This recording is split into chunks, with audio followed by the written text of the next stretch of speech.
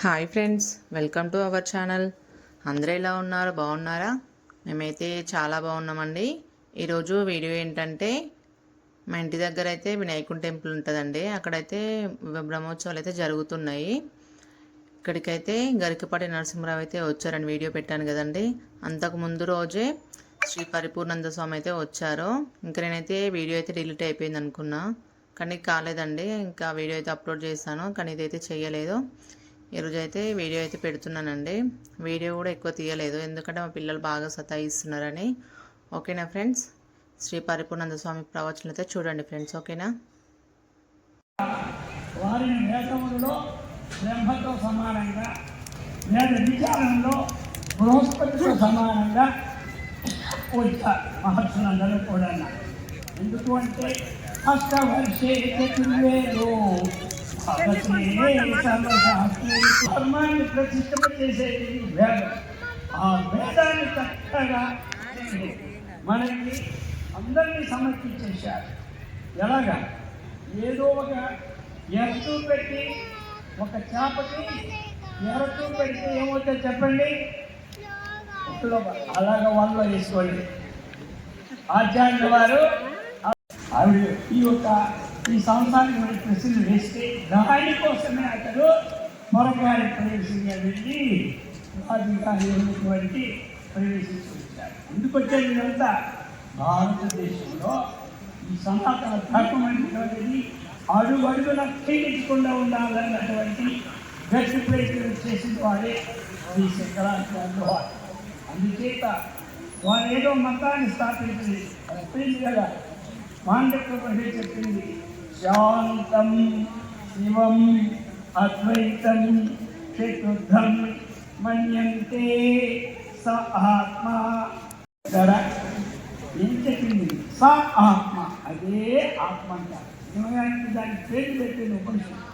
శాంతం అన్న ఆత్మ, శివం ఆత్మ, అద్వైతం ఆత్మ. అర్థమైంది కదా? తృతీయం జాగ్రత్త స్వప్న సుషుప్తికి అతీతమైన స్థితియే ఆత్మ. ఇది ఎవరు చెప్పారు? ఉపనిషత్తు. ఒక ప్రమాణం ఉండాలి. ప్రమాణం లేకుండా ఇది నాది అంటే కుదరదు. దేనికైనా ఒక ప్రమాణం ఉండాలి. ఈ పండు ఉంది, ఇది నేను ఇప్పుడు మీ అందరి ముందు వీటి మాత్రమే ప్రమాణం. అర్థమైంది కదా? కళ్ళు మూసుకుంటే ఇది తెలియదు. దీని ప్రమాణం ఏంటి? నేత్రం. ఇది మనం ఎందుకు పేరు పెట్టుకున్నా, ఇది పసుపు రంగని పేరు పెట్టుకొని ఉన్నా మొట్టమొదటి వెళ్ళిపోతుందా? నేను వెళ్ళిపోయింది అవుతుందా? అలాగా ప్రమాణరహితమైన విషయాన్ని ప్రమాణంగా భావించి లోకానికి అందించినటువంటి గురువారి మతగ్రంథాన్ని అంతనే కూడా ఒక శాస్త్ర సమ్మతముగా, ఒక వేదబద్ధముగా చెప్పి ఏంటి ఓడించడం కాదు. మేము చేసిన పొరపాటు ఈ రోజు నుంచి సరిదిద్దుకుంటాము. ఇదే మతం. శంకరం. శంకరం అంటే అర్థం తెలుసా? శంకరోతి శంకర. శం అంటే ఏమిటి? సుఖమునిచ్చున్నది. ఈ శంపద మీ అందరికీ కొంచెం అర్థమవుతుంది. శన్నో మిత్ర శం వరుణ శన్నో భవత్పర్యమ అంటే అదే. ఓ మిత్రమా, సుధిదేవా, మాకు క్షేమాన్ని కలిగించేది. అలాగే శంకరుడు అంటే ఎవరు? శంకరోతి శంకర. శం అంటే అందరికీ సుఖాన్ని ఇచ్చిన వాడే శంకరుడు. ఆ ప్రకారముగా మరి అతను జగద్గురు ఎందుకయ్యాడు? జగత్తు గురువు ఎందుకయ్యాడు ఆయన? అంటే జగత్ అంటే ఏమిటి? నామము, రూపం. పరమాత్మ నిలుచున్నది. అందుచేత ఈ జగత్ అనేది ఏమిటి?